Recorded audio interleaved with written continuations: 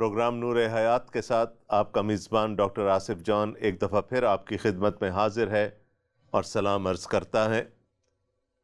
دوستو، آپ کو معلوم ہے کہ پچھلے کچھ پروگراموں سے ہم مقدس یوحنا کے انجیلی بیان کے 6 باب کا مطالعہ کر رہے ہیں۔ 6 باب بہت اہم ہے کیونکہ اس میں خداوند یسوع مسیح کی بہت اہم تعلیم پائی جاتی ہے، لیکن اسی باب کے شروع میں ہمیں 2 معجزات نظر آئے جن پر ہم نے پچھلے 3 پروگراموں میں غور کیا۔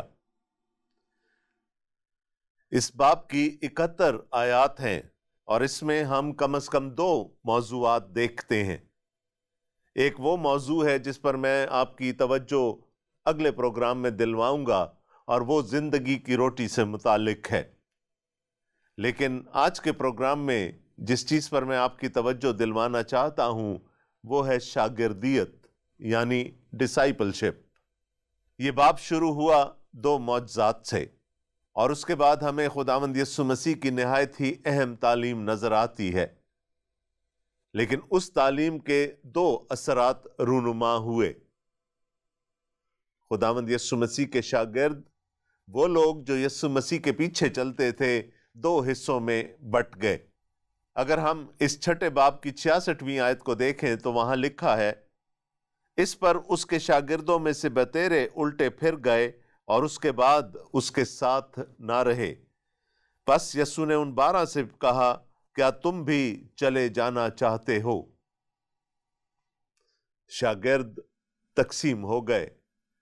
یسوع مسیح نے جو کھانا کھلایا وہ تو بہت اچھا تھا، یسوع جو شفا دیتا تھا وہ بھی بہت اچھی تھی، یسوع جب بدروحوں کو حکم دے کر نکالتا تھا وہ سب کچھ بھی بہت اچھا تھا، لیکن جب یسوع نے تعلیم دینی شروع کی تو بہت سے لوگ اس کی تعلیم کو ہضم نہیں کر پائے، اور یہاں لکھا ہے ان میں سے بتیرے الٹے پھر گئے، یعنی جہاں سے آئے تھے وہیں واپس چلے گئے۔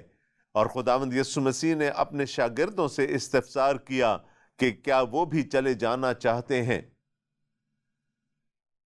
یہاں ہمیں وہ شاگرد نظر آ رہے ہیں جو سچے شاگرد ہیں، جو یسوع کے ساتھ رہنا چاہتے ہیں، جو اس کی تعلیم کی برداشت رکھتے ہیں، اور دوسری طرف ایک اکثریت ہے ان لوگوں کی، ان شاگردوں کی جو چلے تو تھے خداوند یسوع مسیح کے پیچھے لیکن اس کی تعلیم کی برداشت نہ کر سکے۔ تو ہمیں جھوٹے شاگرد نظر آتے ہیں اور سچے شاگرد نظر آتے ہیں، اور میرا آج کا موضوع بھی یہی ہے۔ میں آپ کے سامنے اس باب کی چند آیات سے ان شاگردوں کی جو الٹے پھر گئے تھے، جو سچے شاگرد نہیں تھے، ان کی کم از کم 7 خواص رکھنا چاہتا ہوں۔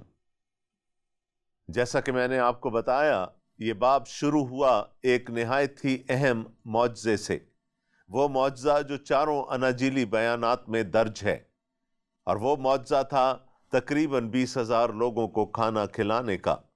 اتنے بڑے پیمانے پر خداوند یسوع مسیح پہلی بار اتنے زیادہ لوگوں پر اثر انداز ہوئے تھے۔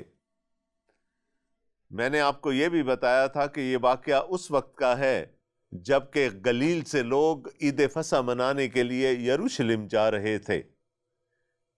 راستے میں انہیں پتہ چلا کہ خداوند یسوع مسیح ایک مقام پر موجود ہیں۔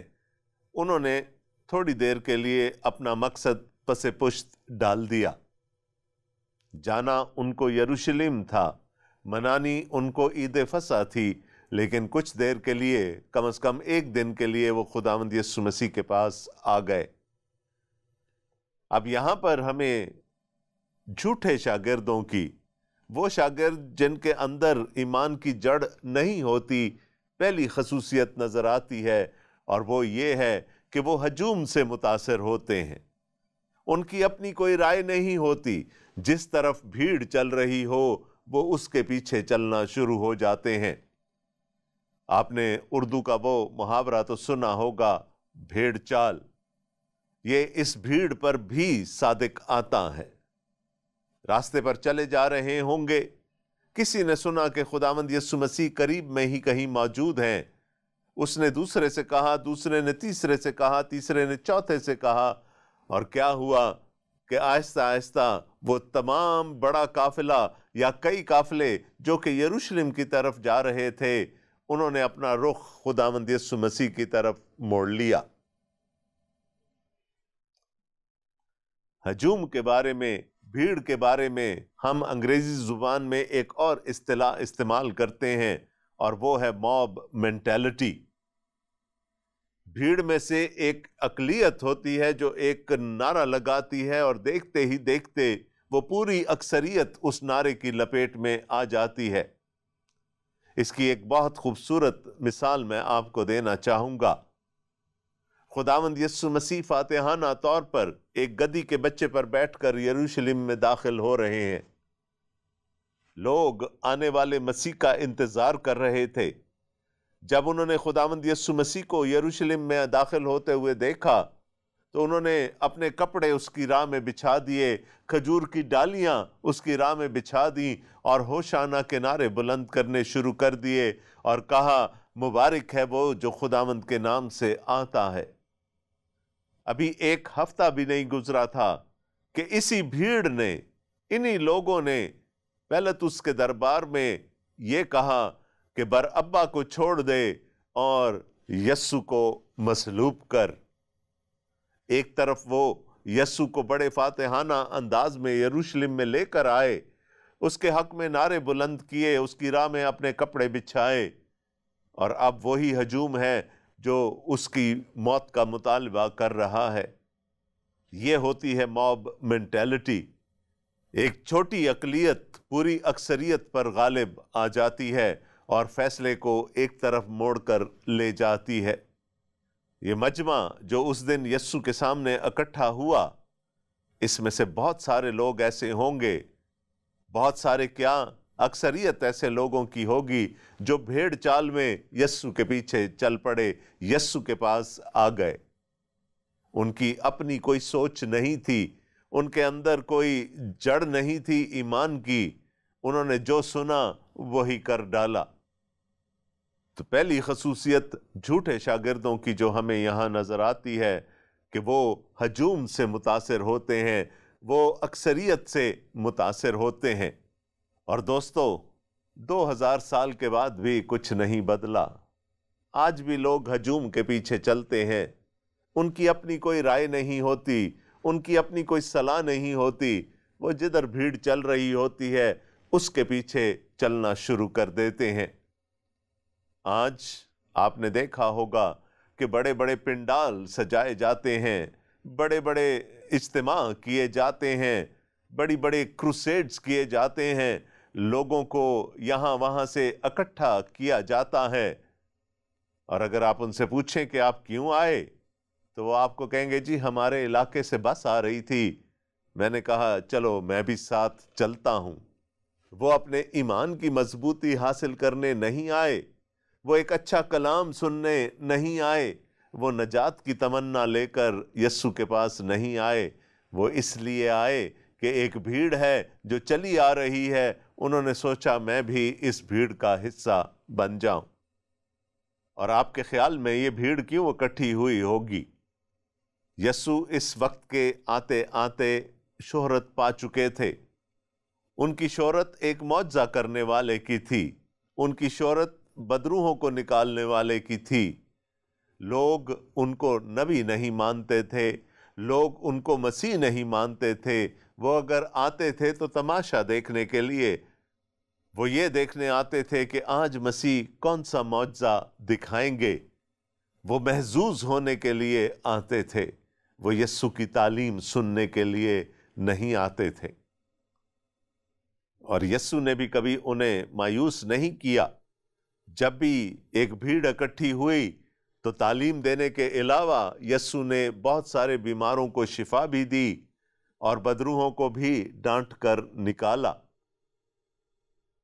لوگ انٹرٹینمنٹ کے لیے، لوگ حظ اٹھانے کے لیے یسوع کے پاس آیا کرتے تھے۔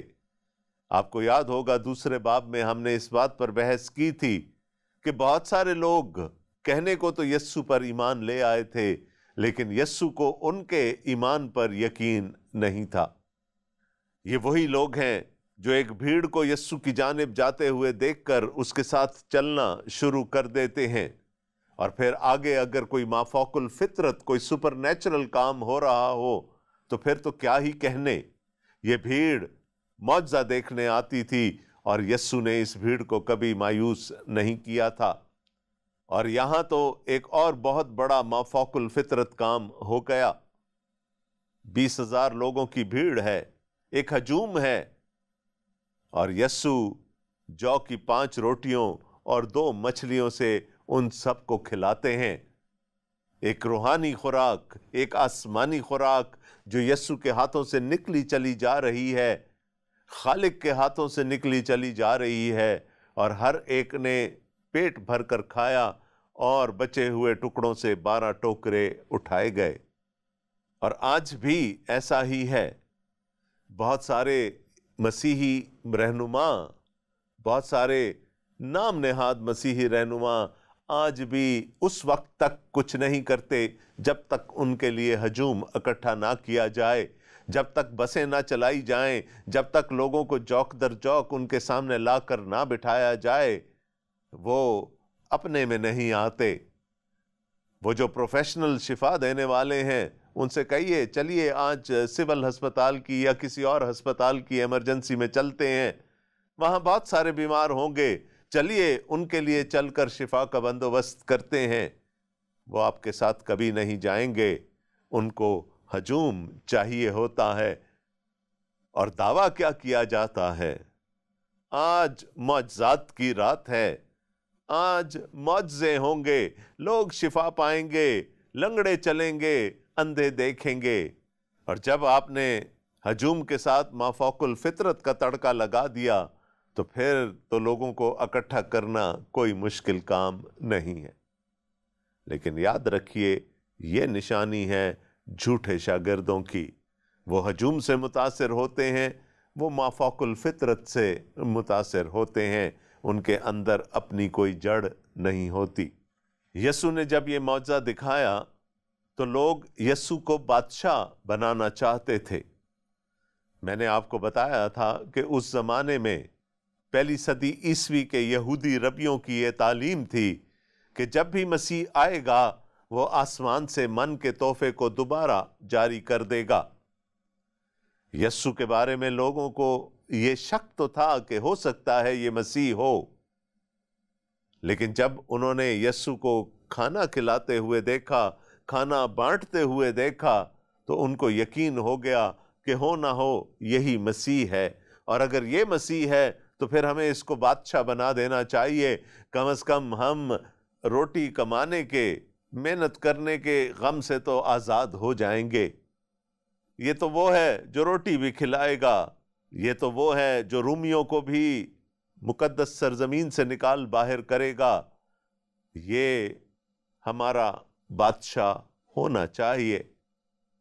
لیکن یاد رکھیں کہ وہ صرف اور صرف چند دنیاوی برکات حاصل کرنے کے لیے یسوع کو اپنا بادشاہ بنانا چاہتے ہیں۔ ان کا مقصد قطعاً یہ نہیں ہے کہ وہ یسوع کے پاس آئیں، اس کی تعلیم کو سنیں، اس کی تعلیم کو اپنی زندگیوں میں قبول کریں، اس پر ایمان لائیں اور اس پر ایمان لانے کے وسیلے سے ہمیشہ کی زندگی پائیں، نجات پائیں۔ ان کو نجات سے غرض نہیں ہے، ان کو روحانی برکت سے غرض نہیں ہے۔ وہ چاہتے ہیں اس نے آج ہمیں اتنا اچھا کھانا کھلایا ہے، یہ روز اسی طرح ہمارے لیے کھانے کا بندوبست کر دیا جائے۔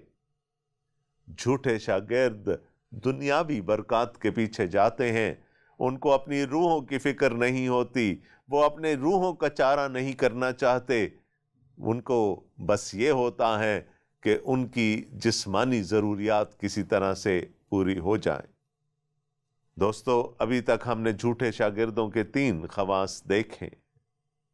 آپ کو یاد ہوگا کہ پچھلے پروگرام میں ہم نے اسی باب میں درج ایک اور معجزے کا ذکر کیا، اور وہ معجزہ تھا خداوند یسوع مسیح کا پانی پر چل کر آنے کا۔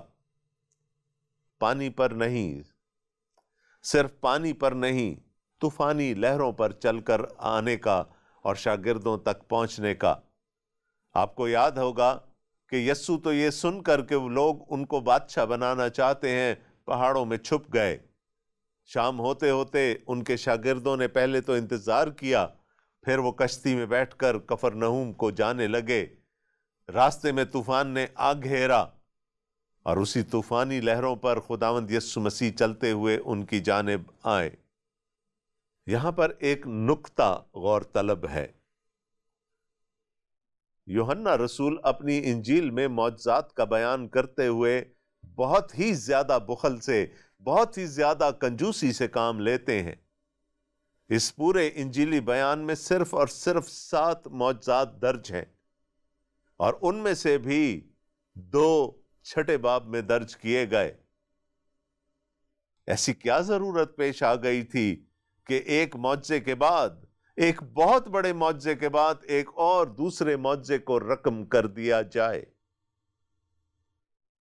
اور میرے ذہن میں اس کا صرف ایک ہی جواب آتا ہے، اور وہ یہ ہے کہ ان کے اپنے شاگردوں نے، جن کو انہوں نے خود چنا تھا، خود بلایا تھا، وہ سبق حاصل نہیں کیا جو ان کو پچھلے معجزے سے حاصل کر لینا چاہیے تھا۔ انہوں نے اس جہان کے خالق کو کھڑے ہو کر خوراک بانٹتے ہوئے دیکھا تھا۔ ان کا ایمان ابھی اس درجے تک نہیں پہنچا تھا کہ یہی مسیح جو ہمارے سامنے، ہماری آنکھوں کے سامنے خوراک بانٹ رہا ہے، اور جس سارے عمل میں ہم بھی شریک ہیں، یہی مسیح ہمیں طوفان سے بھی نکال سکتا ہے۔ آپ کو یاد ہوگا کہ جب وہ طوفان میں پھنس گئے تو اپنی صحیح کر کے وہ اس طوفان میں سے نکلنا چاہتے تھے۔ وہ مزید کھیتے چلے گئے اور عین طوفان کے بیچ میں پہنچ گئے۔ اس وقت میں خداوند یسوع مسیح ان پر نمودار ہوئے۔ اندھیری رات ہو، طوفانی لہریں ہوں، شور ہو، اور ان لہروں پر کوئی چلتا ہوا آپ کی جانب آ رہا ہو تو یقیناً آپ ڈر جائیں گے۔ شاگرد بھی ڈر گئے۔ یسوع نے ان کو تسلی دی کہ میں ہوں، ڈرو مت۔ تو وہ یسوع کو کشتی میں بٹھا لینے کو راضی ہوئے، اور جب یسوع کشتی میں آ گئے تو لکھا ہے طوفان تھم گیا اور وہ فوراً اس مقام پر پہنچ گئے جہاں وہ جانا چاہتے تھے۔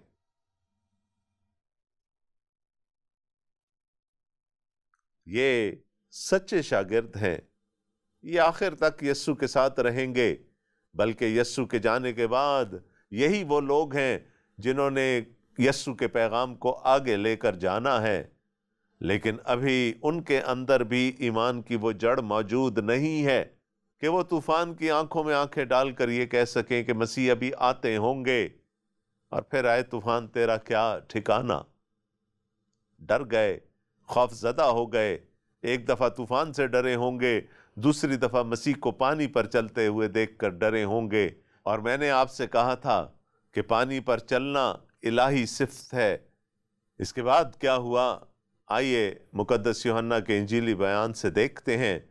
مقدس یوحنا کا انجیلی بیان، اس کا 6 باب اور اس کی 22ویں آیت سے۔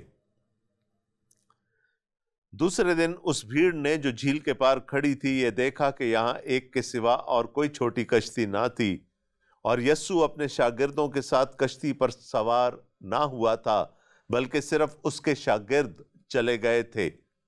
لیکن بعض چھوٹی کشتیاں تبریاس سے اس جگہ کے نزدیک آئیں جہاں انہوں نے خداوند کے شکر کرنے کے بعد روٹی کھائی تھی۔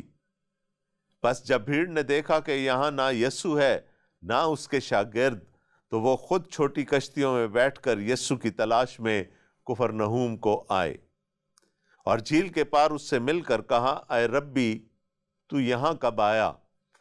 یسوع نے ان کے جواب میں کہا، میں تم سے سچ کہتا ہوں کہ تم مجھے اس لیے نہیں ڈھونڈتے کہ معجزے دیکھے، بلکہ اس لیے کہ تم روٹیاں کھا کر سیر ہوئے۔ فانی خوراک کے لیے محنت نہ کرو، بلکہ اس خوراک کے لیے جو ہمیشہ کی زندگی تک باقی رہتی ہے، جسے ابن آدم تمہیں دے گا، کیونکہ باپ یعنی خدا نے اسی پر مہر کی ہے۔ آمین۔ اگلا دن آ گیا۔ وہی بھیڑ جو ایک دن اپنا پیٹ بھر کے کھا چکی ہے، اس آسمانی خوراک میں سے کھا چکی ہے، وہ اگلے دن یسوع کو وہاں نہ پا کر یسوع کو ڈھونڈتی ہوئی تبریاس کی جھیل کے دوسرے پار چلی گئی۔ جب یسوع سے ملاقات ہوئی تو پوچھا کہ تو یہاں کب آیا؟ پوچھنا تو یہ چاہتے تھے کہ تو یہاں کیسے آیا؟ ایک ہی کشتی تھی جس میں تیرے شاگرد آئے، تو کیسے یہاں پہنچ گیا؟ لیکن یسوع نے ان کے دل کے ارادوں کو بھانپ لیا۔ یسوع نے کہا تم میرے پیچھے اس لیے نہیں آتے کہ کوئی روحانی برکت حاصل کرو، تم صرف اور صرف اپنا پیٹ بھرنے کے لیے میرے پیچھے آئے ہو، تم صرف فانی خوراک حاصل کرنے کے لیے میرے پاس آئے ہو۔ میں تمہیں اس سے بہت زیادہ دے سکتا ہوں، میں تمہیں وہ دے سکتا ہوں جو تم اپنے بلبوتے پر نہیں حاصل کر سکتے، میں تمہیں نجات اور ہمیشہ کی زندگی دے سکتا ہوں۔